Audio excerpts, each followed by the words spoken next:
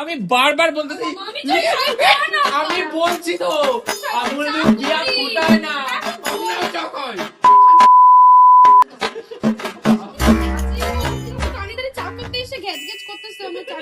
रोम रोम भाइयों ওইটা আমার দোষ। চা ছাকতে পারে না সেটা আমার দোষ।